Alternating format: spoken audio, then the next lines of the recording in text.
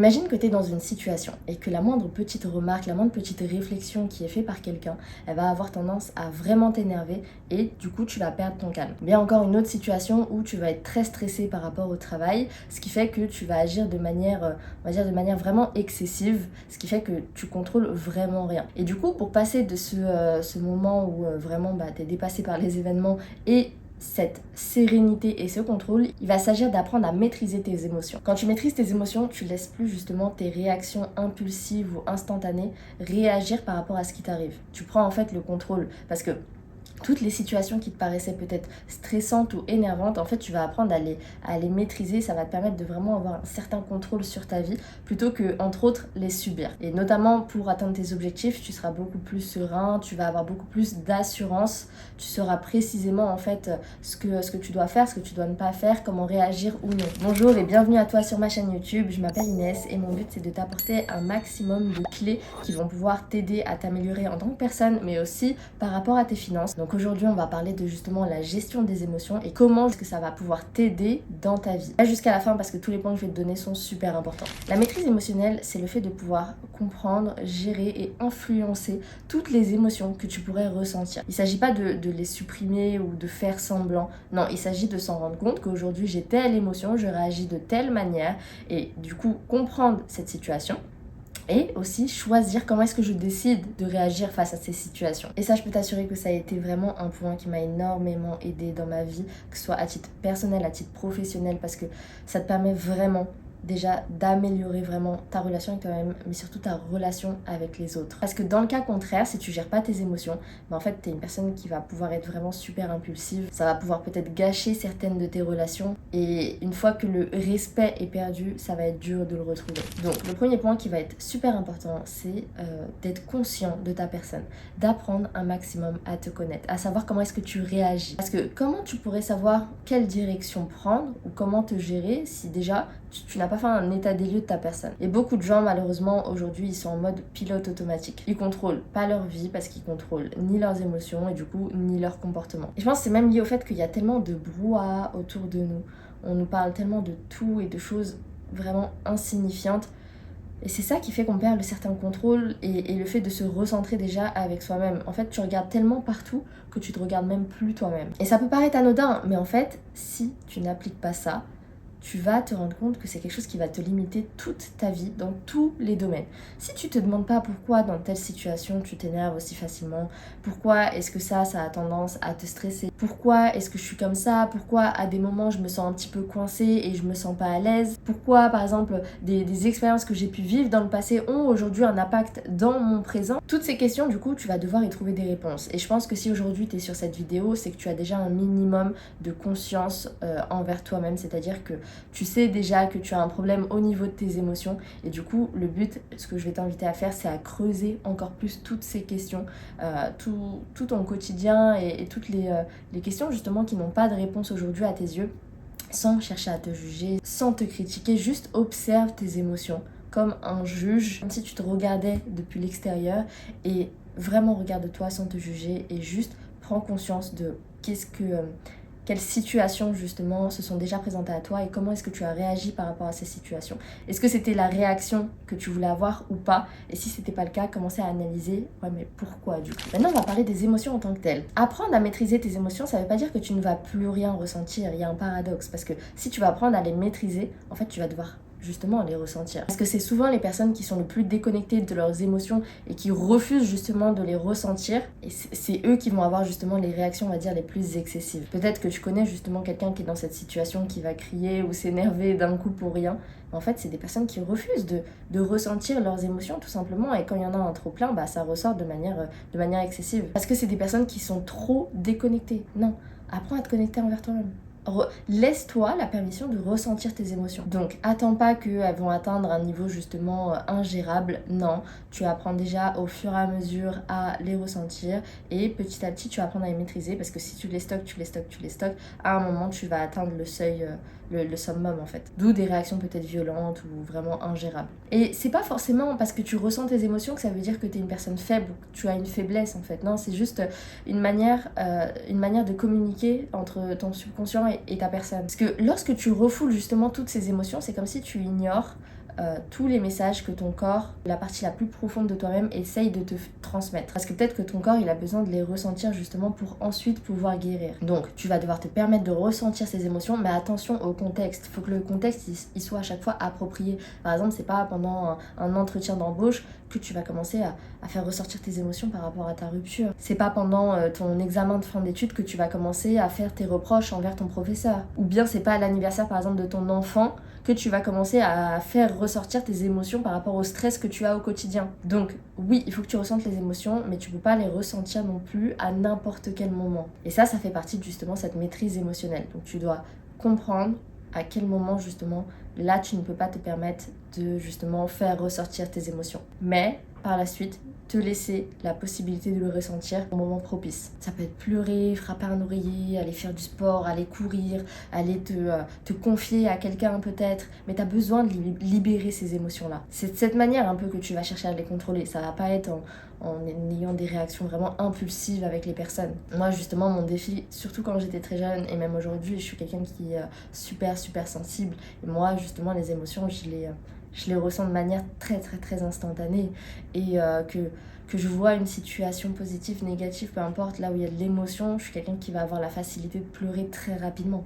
Mais il y a des moments où je peux pas me permettre en fait de pleurer. Par exemple, quand je vais m'énerver avec quelqu'un, en fait, je vais avoir tendance vraiment à vouloir pleurer, mais il faut pas que je pleure. Là, je suis en train de m'énerver, je suis en train de donner des arguments, je suis en train de communiquer, je suis en train de m'expliquer avec une personne. Je peux pas me permettre de pleurer, je dois apprendre à gérer mes émotions. Donc je le garde et c'est quelque chose peut-être que je fais après. S'il y a des moments où je suis fière de moi et je sais que je dois parler devant un grand nombre de personnes, c'est pareil.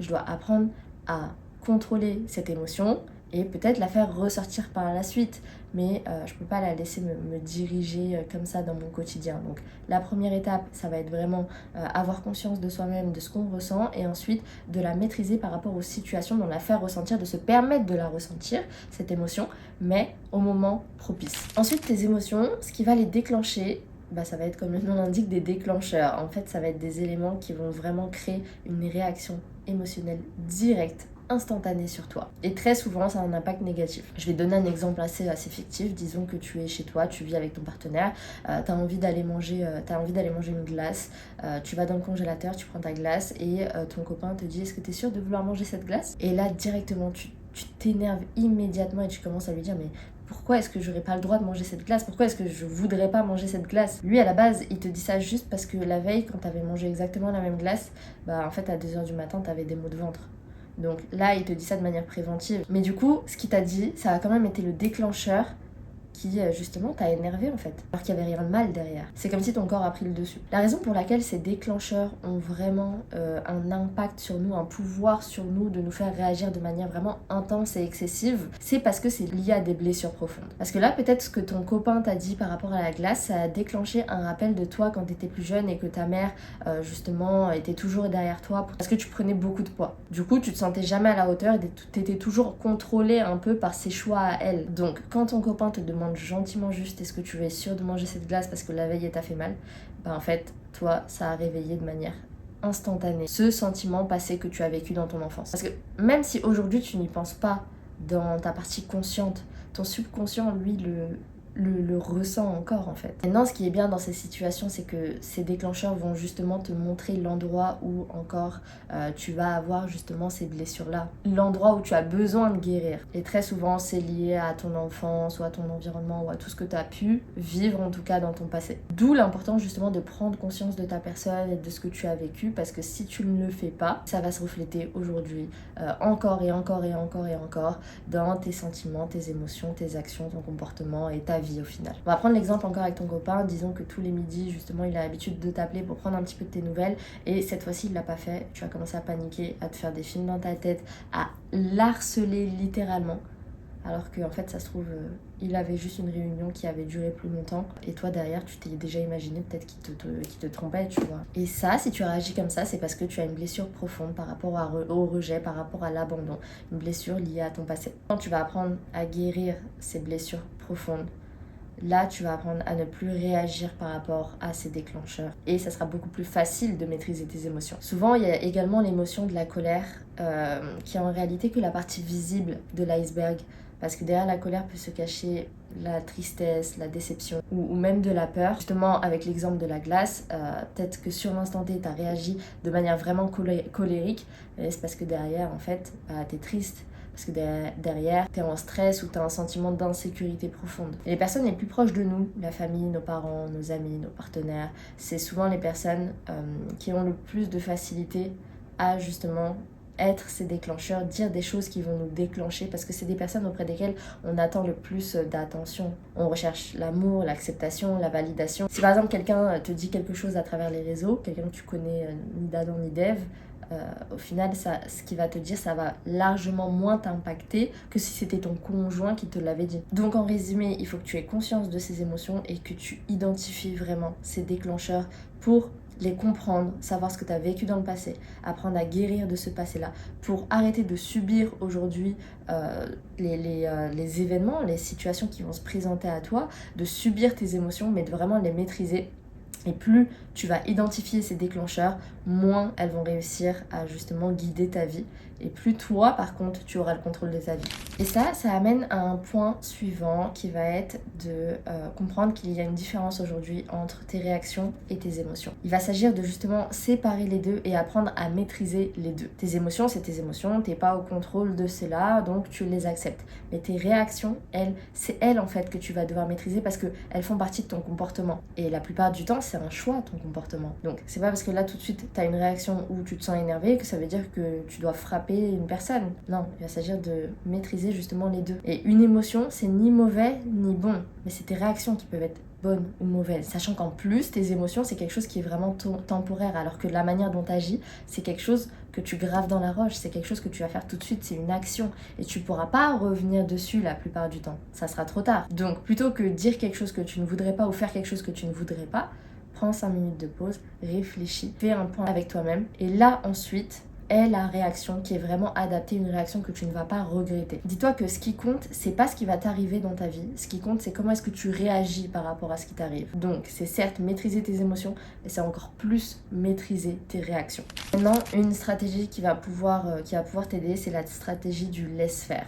En gros, ça signifie que si demain, ton conjoint ne veut pas continuer sa relation avec toi, laisse faire. Si demain tu as un projet en entreprise que tu as envie de développer et qu'ils veulent pas le développer, laisse faire. Si tes amis n'ont pas envie d'aller courir un 5 km avec toi, laisse-les faire. Et pourquoi je te dis ça, c'est parce qu'on passe trop de temps à essayer de gérer le comportement des autres, alors que tu ne peux pas changer des personnes qui ne veulent pas changer. C'est trop de temps et d'énergie investi dans le vide en fait. Alors que quand tu laisses ces personnes agir de la manière dont ils ont envie d'agir, c'est là où tu vois leur vraie nature. Et ça te permet de faire des choix beaucoup plus éclairés par rapport à toi-même, par rapport à ta vie. Et justement, quand tu essayes de tout contrôler, ça peut vraiment te rentrer dans une spirale émotionnelle où tu te rends compte que tu peux pas tout maîtriser. Donc la technique un peu du laisse-faire, c'est une technique qui permet un peu de créer un certain détachement. Tu laisses les gens faire ce qu'ils ont envie de faire et de cette manière tu seras naturellement moins attaché et moins réactif en termes émotionnels. Par exemple, donc, comme je le disais, ton petit ami veut partir, laisse-le partir. C'est paradoxal, mais tu te sentiras tellement plus au contrôle de ta vie, tu te sentiras vraiment mieux. Sur l'instant T, tu te dis non, c'est pas possible, c'est malheureux même, je peux pas faire ça. Alors que si tu le laisses partir, c'est son choix en fait.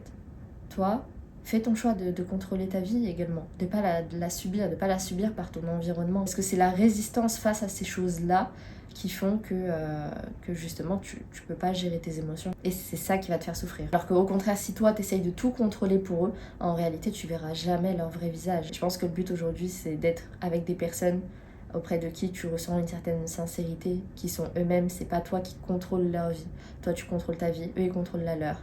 Et vous avancez soit dans la même direction, soit dans des directions opposées. Donc rappelle-toi que ta volonté de toujours gagner, de ta volonté de vouloir peut-être avoir toujours raison, de savoir peut-être tout ce qui se passe, ou de vouloir toujours avoir le dernier mot, ça c'est des choses qui peuvent vraiment te coûter ta paix intérieure. Et il n'y a rien de plus précieux que ta paix intérieure. Parce que ta paix, c'est ta puissance. C'est tout pour moi aujourd'hui. J'espère que cette vidéo t'aura appris énormément de choses.